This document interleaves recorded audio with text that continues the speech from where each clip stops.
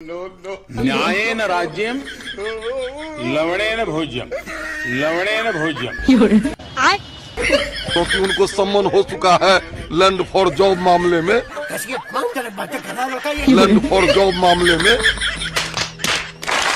मोदी 2014 में हम ऐसा हिंदुस्तान बनाना चाहते हैं ताकि अमेरिका वीजा लेने के लिए लाइन में खड़ा रहे। क्या बात है सर, क्या बात है सर। 11 साल बाद अंधभक्तों के सपने में ये इंडियन एयरपोर्ट तो बहुत खूबसूरत है, मंदिर जैसा, और गोरा यहाँ काम करता है। क्यों भाई, अगर अमेरिकन डॉलर टिप में दूंगा तो लोगे क्या? नहीं सर, ओनली इंडियन रुपीज। देख रहे हो, डॉलर की कोई कीमत ही नहीं रही। भैया प्लीज हेल्प भैया। जब से भारत देश आजाद हुआ है, उसके शुरुआती 65 साल तक तो यहाँ ऐसा कुछ भी नहीं था, लेकिन केवल पिछले 15 सालों में इतनी उन्नति कैसे हो गई? शायद तो चलिए शुरू करते जी। मोदी बस मोदी। हाँ, अमेरिका क्या कहता था? क्या हो तुम? आज हम कहते तू क्या है बे? ड्रोन से जंगलों में पेड़ उगाने के लिए जो सीड्स हैं उसकी गोली बना करके ऊपर से ड्रॉप करते हैं। अच्छा, जब ड्रोन नहीं था तो मैंने एक प्रयोग किया था। मेरे तो सारे देसी प्रयोग होते हैं क्योंकि उस समय तो टेक्नोलॉजी नहीं थी। मैं चाहता था जब मैं गुजरात में मुख्यमंत्री साहब थे, जो हमारे कुछ पहाड़ है, लोग वहां जाएंगे, पेड़ पौधे लगाएंगे, तो जरा मुश्किल काम है आशा करना। तो मैंने क्या किया, तो चलिए शुरू करते। मैंने जो गैस के गुब्बारे होते हैं जो हवा में उड़ते हैं, मैंने गैस के गुब्बारे वालों की मदद ली और मैंने कहा कि उस गुब्बारे में सीड्स डाल दीजिए और ये जो पहाड़ी हैं वहां जाकर के गुब्बारे छोड़ दीजिए। गुब्बारे जब नीचे गिरेंगे तो सीड्स फैल जाएंगे और जब आसमान से बारिश आएगी, अपना नसीब होगा तो उसमें से पेड़ निकल आएगा।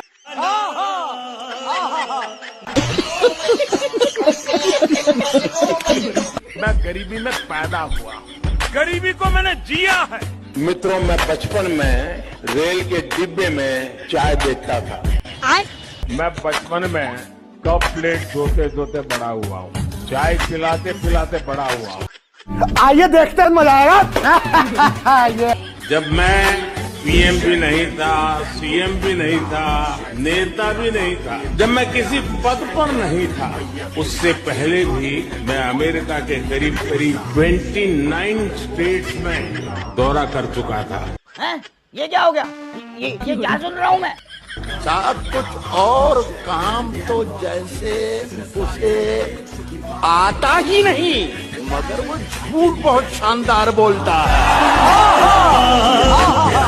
ज्यादा से ज्यादा ये मेरा क्या कर लेंगे भाई? अरे क्या, कितना आता है? मैंने बताइए क्या कर लेंगे? मेरे को जानकारी है। अरे हम तो फकीर आदमी हैं, झोला लेके चल पड़ेंगे। इसको पकड़ो साले को, जमीन को छोड़ना मत। ये ऐसे नहीं होता मित्रों, मैं शासन में बैठा हूँ, मुझे मालूम है इस प्रकार से रुपया इतनी तेजी से गिर नहीं सकता। अरे ये नेपाल का रुपया नहीं गिरता है, बांग्लादेश की करेंसी नहीं गिरती है, पाकिस्तान की करेंसी नहीं गिरती, श्रीलंका की करेंसी नहीं गिरती। अच्छा, क्या कारण है हिंदुस्तान का रुपया पतला होता जा रहा है? मुझे क्रेडिट नहीं चाहिए, ये जवाब देना पड़ेगा आपको। देश आपसे जवाब मांग रहा है। कैमरा बंद कर, क्या काट डालूंगा।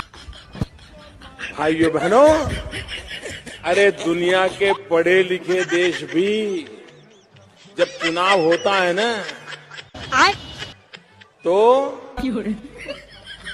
बैलेट पेपर पर नाम पढ़ करके फिर थप्पा मारते हैं। आज भी अमेरिका में भी ये हिंदुस्तान है जिसको आप अनपढ़ कहते हो, गरीब कहते हो, वो बटन दबा करके वोट देना जानता है, बटन दबा करके देना। अरे कहना क्या चाहते हो? जो सामान्य व्यक्ति हवाई चप्पल पहन करके घूमता है, वो मुझे हवाई जहाज में दिखना चाहिए, ये मेरा सपना है। Wake up to reality. आलम यह है सर कि बाटा कंपनी का जूता पहनने वाला भी आज हवाई जहाज की टिकट नहीं खरीद पा रहा है। मुझे क्रेडिट नहीं चाहिए। Economy class is no more economical sir. Sir आज हमारे देश के एयरपोर्ट्स बस अड्डे जैसे बन गए हैं। बस अड्डों से बदतर हालत, बदतर व्यवस्था देश के एयरपोर्ट्स पर है सर। रुको जरा, सब्र करो। आप हालात देखिए, सिक्योरिटी लाइन से लेकर चेक इन लाइन तक लोग लाइनों में खड़े हैं। सर आज एयरपोर्ट्स पर खाना इतना महंगा है, बाजार के मुकाबले 2 गुना 3 गुना दाम। एक साधारण सी पानी की बोतल जो 20 रुपए की बाजार में मिलती है, वो एयरपोर्ट के भीतर जाकर फूड आउटलेट पे 100 रुपए की मिलती है। मुझे क्रेडिट नहीं चाहिए।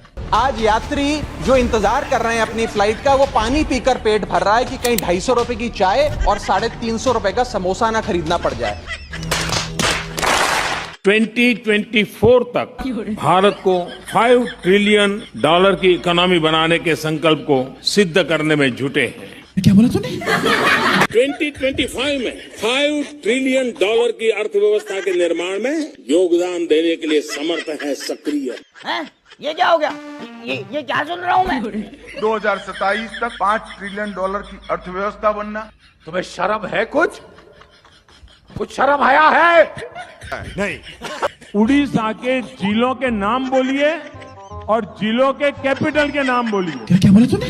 जिलों के कैपिटल के नाम बोलिए। वाह मोदी जी, ये तो लेने के देने पड़ गए। बहुत कम लोगों को मालूम होगा, जो चेतक घोड़ा था ना, उसकी मां गुजराती।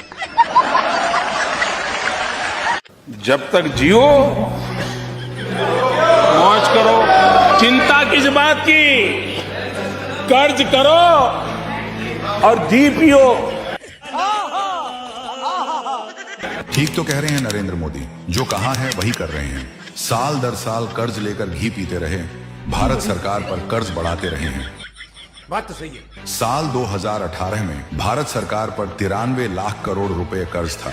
2019 में 105 लाख करोड़ रुपए, 2020 में 121 लाख करोड़ रुपए, 2021 में 138 लाख करोड़ रुपए, 2022 में 156 लाख करोड़ रुपए, तुम्हें शर्म है कुछ? 2023 में 171 लाख करोड़ रुपए, 2024 में 185 लाख करोड़ रुपए और 2025 के लिए 200 लाख करोड़ रुपए का अनुमान है।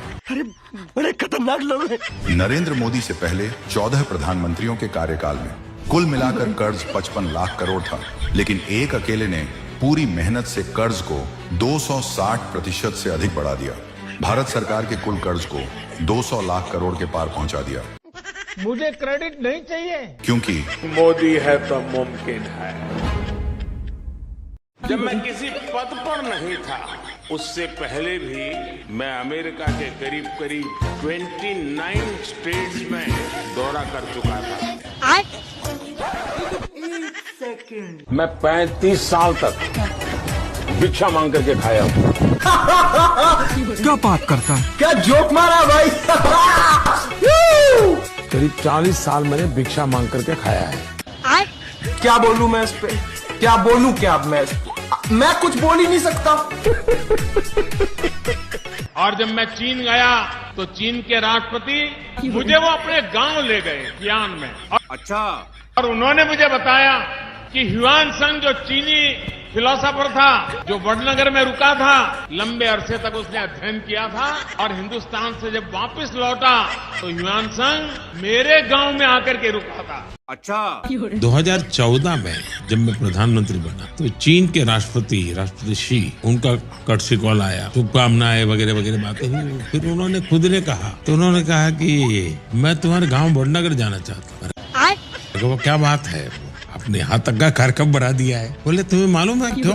मैं कहा नहीं मुझे बात। तो बोले मेरा और तुम्हारा एक स्पेशल नाता है। क्या? ह्युआन सांग जो चाइनीज फिलोसोफर था, वो सबसे ज्यादा समय तुम्हारे गांव में रहा था, लेकिन वापस जब आया चाइना तो मेरे गांव में रहा था। चले एक काम कर, 200 रुपए दे और 50 रुपए काट ओवर एक्टिंग के वजह। जीएसटी कभी सफल नहीं हो सकता। जीएसटी ये कोऑपरेटिव फेडरलिज्म की एक मिसाल है। छोटे व्यापारी हैं, उनकी दुकानों को ताला लगाने का निर्णय किया है और विदेशियों को, एफडीआई को हिंदुस्तान में रिटेल के लिए परमिट देने का आज फैसला कर लिया। अच्छा, 125 करोड़ देशवासियों के लिए एफडीआई